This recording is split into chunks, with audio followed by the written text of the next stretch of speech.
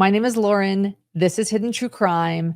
And on Thursday, October 2nd, some breaking news shook the Kouri Richins case. Now, if you need a quick refresher, Kouri Richins is a Utah mom who has been making national headlines. Some know her as the grief mom or grief book mom. We'll explain why in just a minute. She's currently behind bars awaiting trial for the 2022 death of her husband, Eric Richins. You can find my full backstory on this case in pinned comments or in the description of this video or episode. Prosecutors allege that Eric Richins was poisoned with fentanyl, slipped into a Moscow Mule his wife gave him one evening at their home. And what makes this case even more chilling for many is what happened after Eric's death. Rather than retreating into private grief, Kouri actually wrote and published a children's book about coping with loss. Yeah, that's where Grief Book Mom comes in.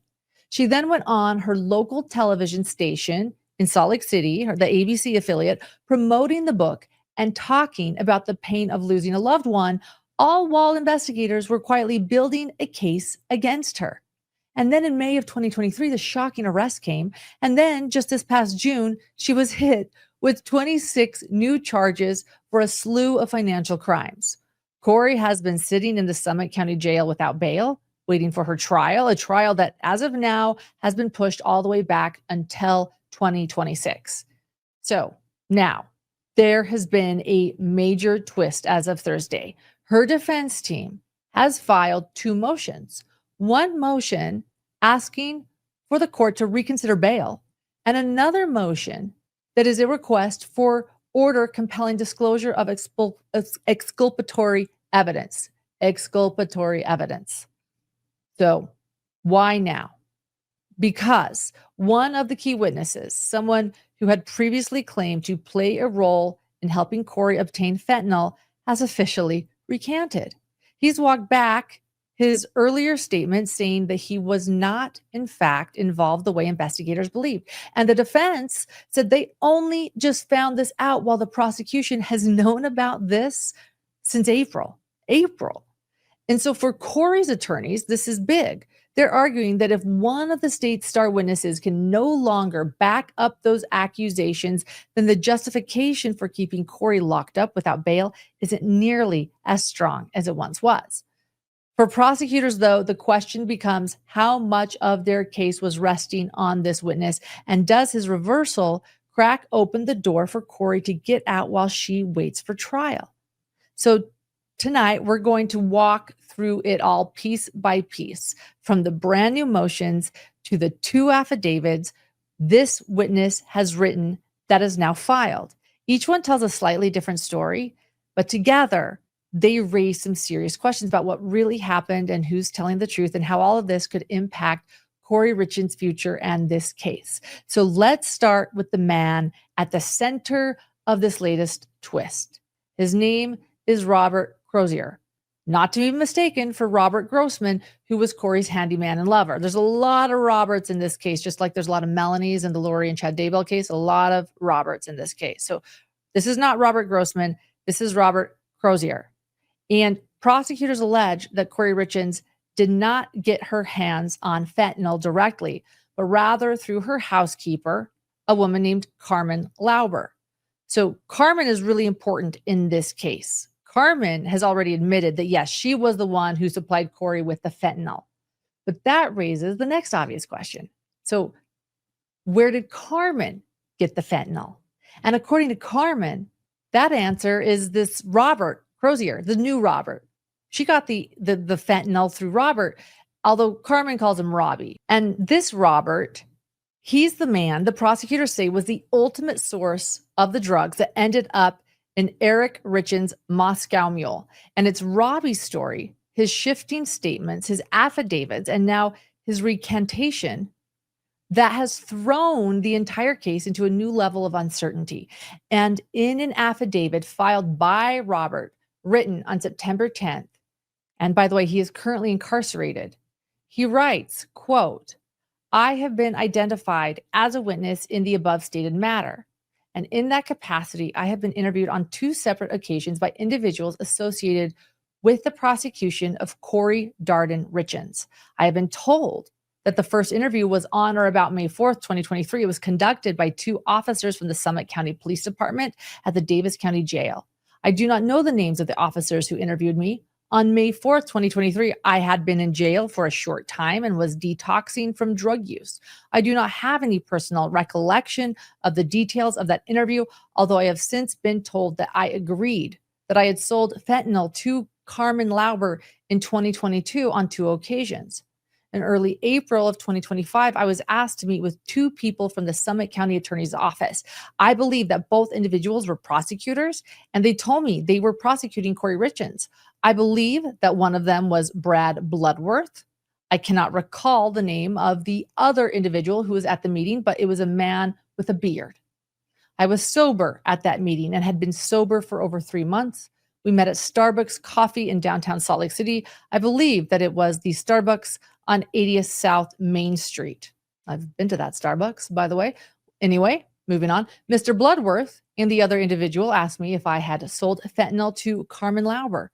I told them no. I sold Oxycontin to Carmen Lauber on 2 occasions in early 2022. I told them I met her at the Maverick in Draper both times to sell her the pills. They asked why I had previously told officers that I had sold her fentanyl. I told them I did not remember saying that and that I had been detoxing during that interview and was out of it. I told them that I was certain that I had sold Carmen Lauber Oxycontin, 30 milligram pills, otherwise known as Roxy's or Roxy 30. They asked me several times if I was sure, and I told them yes, I was sure I sold her Oxycontin. I was told at that meeting that I would be called as a witness in this case and that the Summit County Attorney's Office would be putting me up in a hotel near the courthouse, end quote. What an affidavit.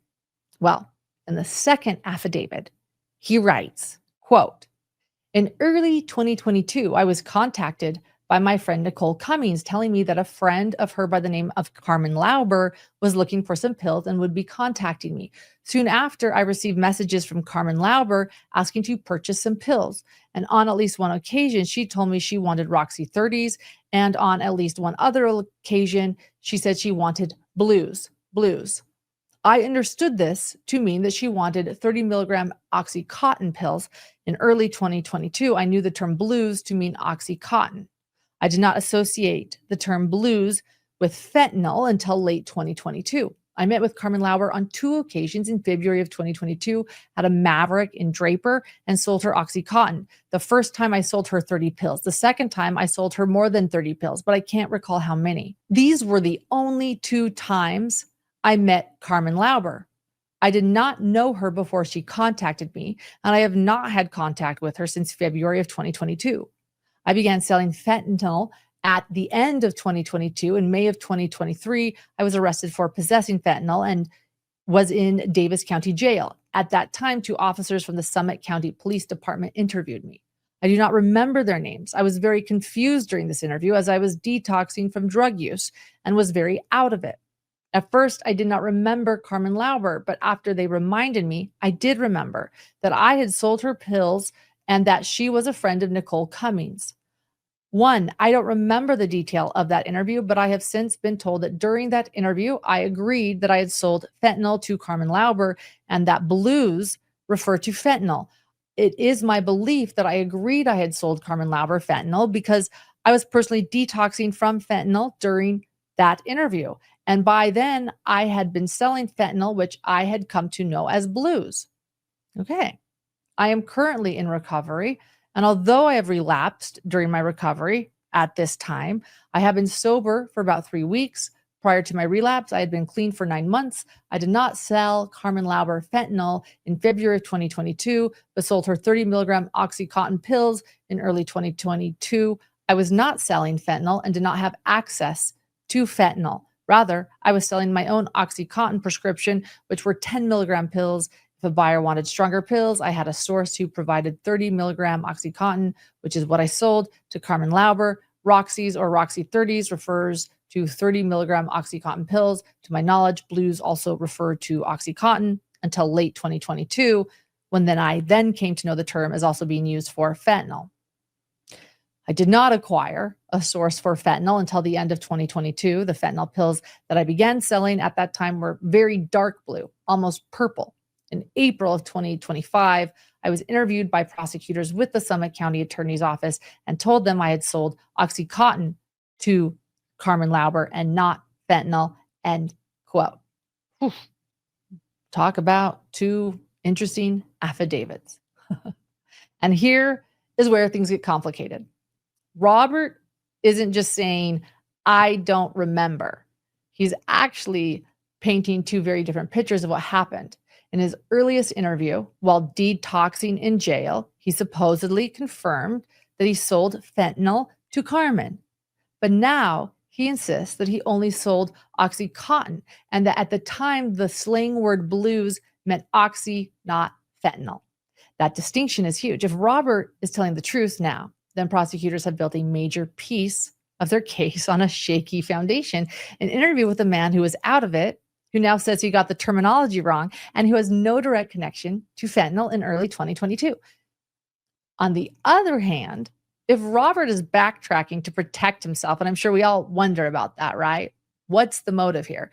But if Robert is indeed not telling the truth, but simply backtracking to protect himself or others, then his credibility is shot, and the defense will then seize on that to dismantle the prosecution's narrative. Either way, in my opinion, these shifting statements introduce doubt. Was Kouri's alleged fentanyl source really supplying fentanyl at that time? Did Carmen misrepresent what she bought? Or did Robert change his story once he realized what it meant for him to be tied to Eric Richins' death?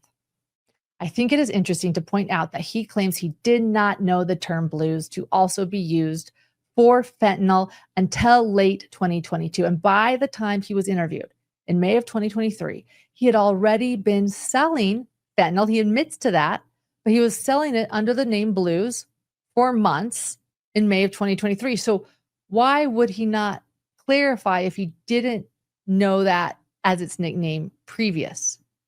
I can imagine that from the prosecution's standpoint, that's a problem. You know, he's not selling blues, but then he is selling blues, and now he understands the nickname now that he's actually selling blues. It's complicated. And if he was sober at the time and fully aware that blues had become synonymous with fentanyl, then his claim of confusion looks less like a misunderstanding. It looks more convenient, a very convenient excuse, a great way to shift the narrative. It's an inconsistency that prosecutors will almost certainly argue shows he's backtracking, changing his story now that he understands the weight of being tied to a murder case, a nationally known murder case, internationally known. Hello to our overseas gems. However, the defense is not happy this information of Robert backtracking has been kept from them, and they had to figure it out on their own. I wouldn't be happy either. They're basically now saying, look, prosecutors knew back in April that their own witness was walking back his fentanyl claim, and yet they've continued to hold that theory that she accessed fentanyl through this pipeline. They've actually withheld this information, and if this pipeline never did exist from Robert to Carmen to Kouri, then what grounds are left to get a conviction? The defense motion specifically states, quote, the prosecution has been aware of this exculpatory evidence since April of this year. The prosecution did not inform the defense of this information. No press release was issued, no reports, nothing. The prosecution just kept quiet. In preparation for trial, defense counsel located and interviewed Mr. Robert within the past 30 days. This is how it was figured out. It was during this interview that the meeting and the exculpatory information became known to defense counsel. The prosecution is required to disclose to the defendant the following material or information directly related to the case of which the prosecution team has knowledge and control. Evidence that must be disclosed under the United States and Utah constitutions, including all evidence favorable to the defendant that is material or to guilt or punishment.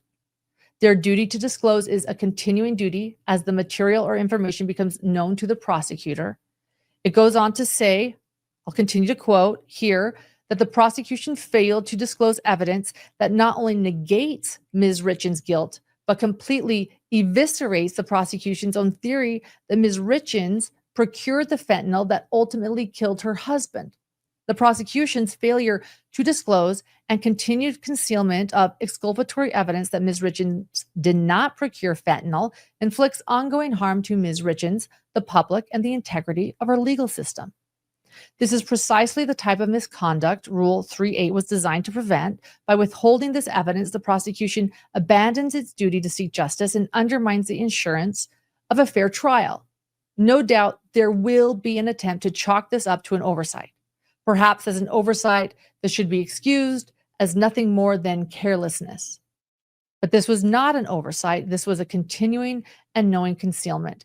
It is not a blemish on the fruit. It is rot at the core, poisoning the whole harvest of justice. Courts have long trusted the prosecution to discharge its duty without supervision. But when that trust is broken, when evidence negating guilt is withheld, trust alone no longer suffices. In this case, words like timely and becomes known suddenly demand a deadline. Counsel moves this court for a standing order imposing a 3-day deadline on the prosecution to disclose the following to the defense. Number 1, all evidence, including emails, text messages, phone messages, recordings, video footage, or any other form of correspondence involving the prosecution teams or any law enforcement official, and Robert, including correspondence about setting up a meeting and any sort of summaries of the meeting. Number 2, all notes, correspondence, or reports prepared by law enforcement officials or any member of the prosecution team discussing Robert's interview in April and or on any other dates. 3, any statements, recordings, reports, or notes in whatever medium, including emails and texts, that tend to negate guilt. Furthermore, the defense respectfully requests this court require the prosecution to disclose on the record or to reduce to writing and provide to the defense all oral statements discovered when interviewing witnesses that tend to negate guilt or contradict prior statements made by the witnesses, end quote. You know how sometimes you try something and you instantly wonder, why didn't I do this sooner? That's exactly how I felt with the Fits Everybody collection from SKIMS. Bras and underwear have always been tricky for me. They dig in, they feel uncomfortable, they just don't fit right. But SKIMS changed that. The fabric is buttery soft, buttery. It molds to your body and it's so comfortable, you honestly forget you're even wearing it. I've already started replacing my whole drawer with SKIMS. For me, the Scoop Bralette has been a total game changer. It gives me the support I want without that suffocating, too tight feeling that I usually get with bras. It's supportive, flattering, and so lightweight, I can wear it all day and not think twice about it. If you haven't tried SKIMS yet, this is your sign. Shop the Fits Everybody collection now at skims.com, SKIMS.com. And after you place your order, please be sure to let them know I sent you. Select podcast in the survey, and then pick Hidden True Crime from the drop-down menu. Alongside that motion, they have also filed a motion to reconsider bail, citing a material change in circumstances. The motion reads, quote, the matter of bail has been brought before this court on 2 occasions. First, in June 2023, this court conducted a detention hearing and considered exhibits, testimony, and arguments submitted by the parties. At that time, Ms. Richins was facing a potential death penalty on the aggravated murder charge and was not entitled to bail as a matter of right pursuant to Section 7720-201 of the Utah Code. The court did, however, go on to find that there was substantial evidence to support the charge and clear and convincing evidence that the defendant would pose a substantial danger to the community if released on bail. At that time, the court made no findings of risk or flight. On October 22nd, 2024, Ms. Richins, through counsel, filed a motion to reconsider bail, arguing that there had been a material change of circumstances since the prior detention hearing. The court found that a material change in circumstances did exist, and on November 12th, 2024, a hearing was held on the motion. After oral argument, the court ruled from that bench that there was substantial evidence to support the charge and clear and convincing evidence that the defendant would pose a substantial danger to the community and further was a flight risk. Ms. Richins has now been held in pretrial custody for 28 months. The following circumstances have materially changed since the previous detention hearing and call for a renewed review of bail and or conditions of release in this case. Number one, new evidence has come to light that goes to the heart of the state's allegations that Ms. Richins poisoned her husband with fentanyl. The state's case is based on statements made by Carmen Lauber that she procured fentanyl from Robert on 2 occasions and sold it to Ms. Richins. The defense has recently learned that in April of 2025, Robert met with prosecutors for Summit County and informed them that this was not true. Robert told members of the prosecution team that he did not sell fentanyl to Ms. Lauber, but rather sold her OxyContin. 1. Although the state failed to disclose this exculpatory statement to the defense as required under Brady and Giglio, the defense learned of it independently when they interviewed Robert on September 3rd, 2025, to which he relayed this exculpatory information. Number 2, Robert has now informed both the state and the defense that he sold only OxyContin to Carmen Lauber on 2 occasions in early 2022. He further told both the state and the defense that he did not recall previously telling Summit County detectives that he had sold fentanyl to Ms. Lauber, and at the time of the previous interview that he had been detoxing and was out of it. Number 3, Robert, who is now sober, states that he is certain that he sold Ms. Lauber 30 milligram OxyContin pills on both occasions. As for their argument, they are arguing against Section 77-20-201 of the Utah Code, which states that an individual charged with or arrested for a criminal offense shall be admitted to bail as a matter of right, except if the individual is charged with a felony when there is substantial evidence to support the charge and the court finds by clear and convincing evidence that the individual would constitute a substantial danger to any other individual or to the community after considering conditions of release that the court may impose if the individual is released on bail or the individual is likely to flee the jurisdiction of the court if the individual is released on bail. End quote. The part they are arguing, substantial evidence to support the charge, the defense wrote, quote, although the court has previously found that there is substantial evidence to support the charges against Ms. Richins, Robert's recantation of his previous statement changes the landscape to a degree that cannot be ignored. In order to continue to hold Ms. Richins without bail, the court must first find that there is substantial evidence to support the charge and that simply no longer exists. Our Supreme Court has explained that the purpose of the substantial evidence standard in the bail context is to ensure that the quantum of evidence presented by the state sufficiently justifies the denial of the defendant's right to freedom from pretrial incarceration. And in this matter, the state's entire theory of criminal liability is that Kouri Richins procured fentanyl from her housekeeper, Carmen Lauber, which she caused to be unwillingly ingested by her husband in some unknown way, directly causing his death. There is no physical evidence of this, but only the statements of Carmen Lauber. And these statements are wholly dependent on whether or not Lauber procured fentanyl from Robert. None of these so-called fentanyl pills were found nor tested. This is true, by the way. Lauber only believes she sold Kouri fentanyl because she believed that is what Robert gave her. If Robert did not, in fact, sell fentanyl to Lauber, there could be no credible argument that substantial evidence of guilt exists.